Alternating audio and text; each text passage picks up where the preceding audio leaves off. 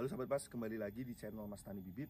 Kali ini Mas Tani Bibit mau kasih tahu kalian bagaimana cara penyemprotan untuk mengatasi hama pada tanaman durian, kemudian ada alpukat dan juga ada tanaman buah lainnya. Pokoknya tetap tonton video ini sampai selesai ya, supaya kalian bisa tahu bagaimana cara penyemprotan yang baik untuk tanaman buah itu sendiri. Yuk lanjut, kita ikuti caranya gimana. Yuk. Nah, kali ini Mas Tani Bibit mau menyemprot beberapa jenis tanaman, seperti ada bibit durian, kemudian ada pohon durian, ada juga pohon alpukat yang kondisinya sedang berbunga dan sedang terkena ulat. Kemudian ada juga pohon mami sepote, mulai dari ada bibit, kemudian ada pohon yang sudah berbuah seperti ini. Nah, kali ini penjelasan menurut Mas Tani Bibit sendiri ya teman-teman. Nah, di dalam penyemprotan kami bagi menjadi 3 biasanya teman-teman. Yang pertama ada penyemprotan pertumbuhan. Penyemprotan ini Mas Tani Bibit lakukan untuk membantu tanaman agar supaya cepat mengalami pertumbuhan. Nah, penyemprotan ini dilakukan menggunakan zat pengatur tumbuh. Nah, kemudian istilah yang terakhir yaitu penyemprotan pembuahan. Penyemprotan ini Mas Tani Bibit lakukan untuk mengurangi jumlah kerontokan untuk bunga atau buah itu sendiri. Biasanya kami lakukan untuk buah durian, klengkeng, alpukat, dan juga mami sapote. Selain itu, penyemprotan ini juga kami lakukan guna meningkatkan kualitas buah teman-teman, seperti tingkat kemanisan dan juga memperkecil biji pada beberapa jenis buah seperti durian dan klengkeng. Nah, kebetulan kali ini Mas Tani Bibit mau melakukan penyemprotan pada pohon durian yang masih dalam bentuk bibit, kemudian penyemprotan pohon mami sapote yang sedang berbuah, dan juga penyemprotan pada pohon alpukat yang sedang berbunga. Nah, untuk insektisida dan fungisida yang kami gunakan ada beberapa macam teman-teman. Nah, kebetulan kondisi tanaman alpukatnya sedang berbunga dan terserang ulat, kemudian ada juga pohon atau bibit durian yang terkena hama kutu putih. Jadi kali ini Mas Tani Bibit menggunakan beberapa insektisida dan fungisida yang sama teman-teman. Nah, untuk insektisida dan fungisida yang kami gunakan ada beberapa macam teman-teman. Seperti ada kami gunakan kurakron. Nah, ini bentuknya seperti ini teman-teman. Kemudian kami juga menggunakan yang namanya amolin teman-teman. Nih, seperti ini. Dan juga menggunakan Ambition. Ambition ini berfungsi untuk sebagai anti rontok pada daun teman-teman, untuk mengurangi tingkat kerontokan. Nah, selain itu kami juga menggunakan boron katok teman-teman. Nah, sebenarnya insektisida dan fungisida ini bisa kalian gunakan untuk mereknya sesuai dengan tempat atau kondisi di daerah kalian teman-teman. Karena kemungkinan setiap daerah itu untuk distribusi fungisida dan insektisida seperti ini tuh akan sangat berbeda teman-teman. Yang penting kandungan atau dosis zat yang diperlukan itu ada teman-teman di setiap insektisida dan fungisida yang kalian gunakan. Nah, untuk dosisnya kalian bisa sesuaikan dengan kebutuhan kalian sendiri teman-teman, dengan melihat petunjuk yang ada pada kemasan insektisida dan fungisida itu sendiri. Nah, kali ini Mas Tani Bibit menggunakan tutup botol sebagai takaran untuk insektisida dan fungisida. Tapi teman-teman bisa menyesuaikan sesuai dengan kebutuhannya ya. Bisa dilihat dari petunjuk yang ada pada kemasan insektisida dan fungisida itu sendiri. Karena Mas Tani Bibit sudah terbiasa menggunakan tutup botol ini, jadi kami seringnya menggunakan tutup botol ini. Nah, kalau kami menggunakan 1 tutup botol amolin, kemudian 1,5 tutup botol kurakron, untuk 1 tangki seperti ini. Oh ya teman-teman, untuk pupuk yang digunakan dalam penyemprotan pertumbuhan dan pemeliharaan sedikit berbeda ya teman-teman. Nah, kalian bisa menggunakan dosis pupuk pemeliharaan untuk penyemprotan pertumbuhan hanya ditambah dengan zat pengatur tumbuh atau ZPT. Nah, pemeliharaan zat pengatur tumbuh ini berfungsi untuk mempengaruhi jaringan-jaringan pada berbagai organ tanaman. Zat ini sama sekali tidak memberikan unsur tambahan hara pada tanaman. ZPT dapat membuat tanaman menjadi lemah, sehingga penggunaannya harus disesuaikan ya teman-teman dengan petunjuk pemakaian yang tertera pada label yang ada dalam kemasan. Sebab pemakaian ZPT ini hanya dicampurkan saja. Nah, kalau Mas Tani Bibit kali ini menambahkan pupuk yang mengandung boron untuk tanaman alpukat yang sedang berbunga.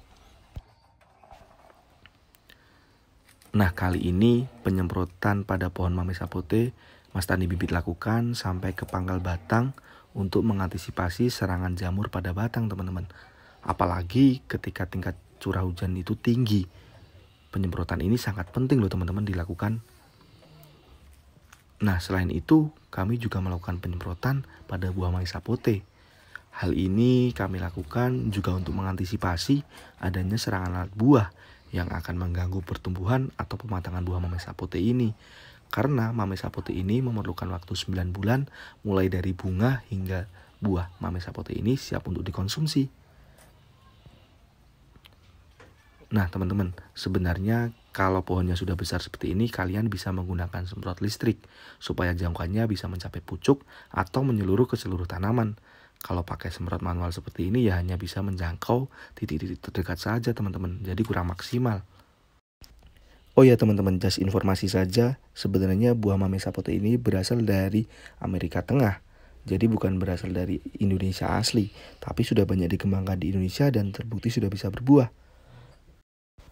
Nah, karena buahnya itu masih langka di Indonesia, mangga sapote ini harganya masih tergolong tinggi teman-teman, yaitu 250-300 ribu per buahnya. Nah, kenapa mangga sapote ini mahal? Karena mangga sapote ini termasuk buah langka teman-teman, yang memiliki keunikan buahnya itu bisa mencapai bobotnya 2-3 kg per buahnya teman-teman. Nah teman-teman, selain buah mangga sapote ini, kami juga melakukan penyemprotan pada bibit durian kami. Hal ini dilakukan karena curah hujan saat ini masih tinggi di daerah kami, sehingga sudah mulai muncul hama kutu putih pada bibit durian atau biasanya dikenal dengan istilah kutu loncat durian. Nah, ciri-ciri serangganya itu berwarna kecoklatan dan tubuhnya itu diselimuti benang-benang lili putih hasil sekresi tubuhnya. Bentuk tubuh, sayap, dan tungkainya mirip dengan kutu loncat yang menyerang tanaman lamtoro.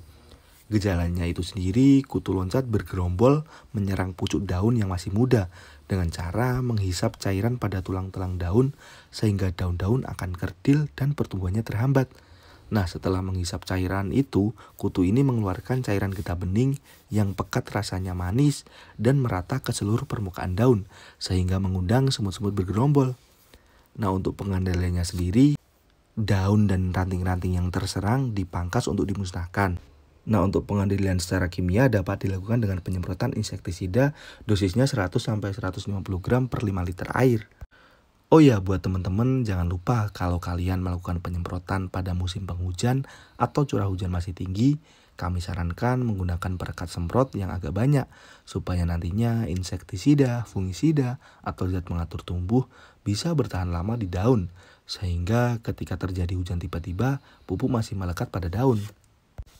Nah, kalau musim penghujan atau curah hujan cukup tinggi, kalian bisa melakukan penyemprotan 2 minggu sekali untuk mendapatkan pertumbuhan bibit tanaman yang baik. Setiap 2 minggu sekali, bibit disemprot zat pengatur tumbuh atonik dengan dosis 1 cc per liter air dan ditambah dengan metalik dengan dosis 0,5 cc per liter air.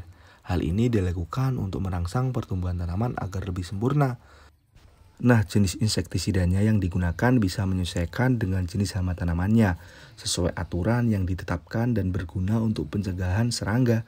Untuk cendawan, cukup melaburi batang dengan fungisida, contohnya dithen atau antrakol, agar sehat. Lebih baik bila pada saat melakukan penanaman, batang durian ditaburi oleh fungisida tersebut. Nah, jadi buat teman-teman Mas Tani Bibit yang mau order bibit durian di kami, tidak usah khawatir ya.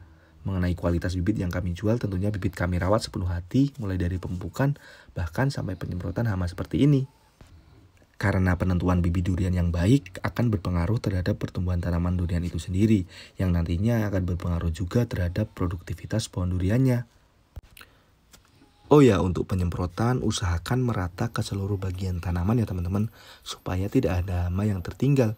Karena penyebaran hama seperti kutu putih ini sangat cepat dan ketika hama kutu putih ini telat diatasi, bisa berakibat tanaman durian menjadi keriting, sehingga pertumbuhannya tidak baik atau tidak maksimal.